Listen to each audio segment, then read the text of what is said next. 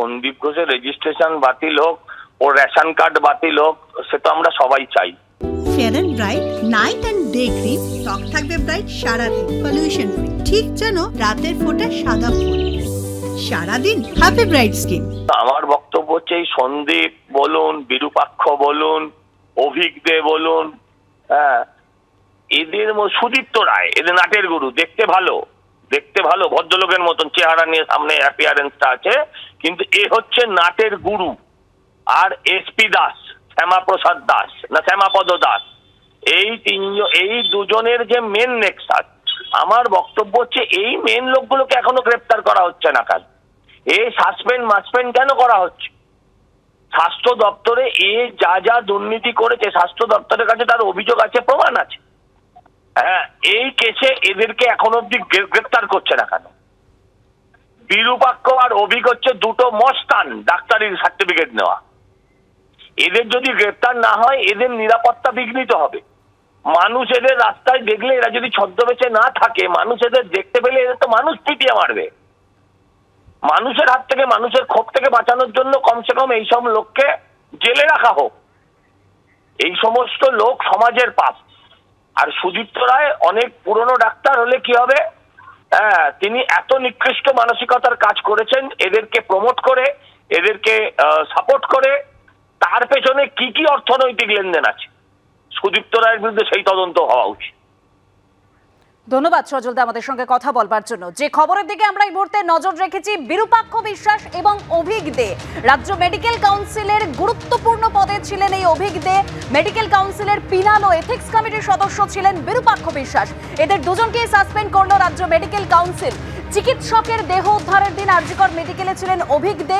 বিরূপাক্ষ বিশ্বাসও ঘটনার দিন হাসপাতালে ছিলেন বলে অভিযোগ। অর্থাৎ আরজিকর মেডিকেলের সেমিনার হলের যে ভাইরাল ভিডিও প্রকাশ্যে এসেছিল, সেখানে নাম জড়িয়েছিল এই অভিক দে এবং বিরূপাক্ষ বিশ্বাসের। আমরা কথা বলবো, আমাদের সঙ্গে সিপিএম নেতা শতরূপ ঘোষ রয়েছেন এই মুহূর্তে।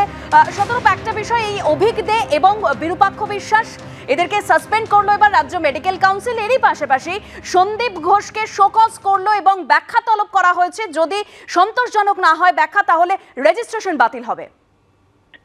দেখুন, সন্দীপ ঘোষকে এখন শোকজ করেছে, উনি জেলে আছেন, বেচারা কি করে উত্তর দেবেন?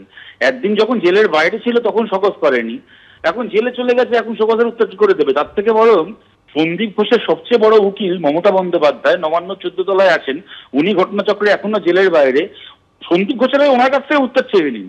উনি তো ভালো করে জানেন সন্দীপ ঘোষ কত বড় ধোঁয়াশি পাতা, যে কারণে মানুষের চাপের সামনে ফিজিক্যালের কাছে যখন নত হয়ে সন্দীপ ঘোষ নিজে রিজাইন করতে বাধ্য হয়েছিলেন, 4 ঘন্টার মধ্যে তাকে আবার পোস্টিং দিয়েছিলেন মমতা বন্দ্যোপাধ্যায়। তারপর যখন সেইখান থেকে তাড়িয়ে দেওয়া হলো, তখন আবার নিয়ে 3 নম্বর পোস্টিং দিলেন মমতা বন্দ্যোপাধ্যায়।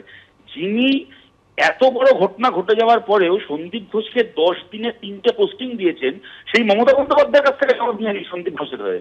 আর সন্দীপ ঘোষ চোর আর মমতা ব্যানার্জি কি সাধু? আর সেই সঙ্গে বিরূপাক্ষ বিশ্বাস, অভিক দে গত 3-4 বছর ধরে এখন বিভিন্ন ঘটনা সামনে আসছে, মানুষের সামনে আসছে, কিন্তু ডাক্তারবাবুরা এগুলো জানতেন না, যারা হেলথ ফেসিলিটির সঙ্গে যুক্ত তারা জানতেন না, এমন তো নয়। তৃণমূলের নাম করে স্বাস্থ্য মাফিয়ার কাজ করে গেছে এরা। একেবারে লোককে হুমকি দেওয়া থেকে শুরু করে, গালাগাল দেওয়া থেকে শুরু করে, হাসপাতালের বেড বিক্রি করা, ভেন্টিলেশনের ফেসিলিটি বিক্রি করা, হাসপাতালের সরঞ্জাম বিক্রি করা, কোভিডের সময় কোভিডের সরঞ্জাম নিয়ে ব্যবসা করা, এই যাবতীয় কাজ ওরা এতদিন ধরে করে গেছে মমতা বন্দ্যোপাধ্যায়ের হাত, আর তার সঙ্গে এই মেডিকেল কাউন্সিলের হাত মাথায় নিয়ে।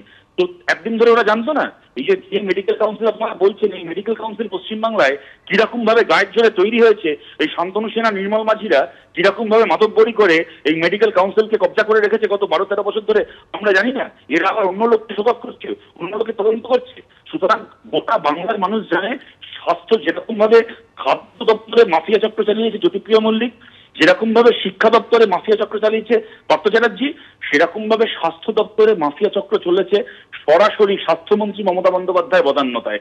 এখন এই সমস্ত সন্দীপ আর অভিক ঘোষকে দেখিয়ে মমতা বন্দ্যোপাধ্যায়ের পাপ ঢাকা যাবে না।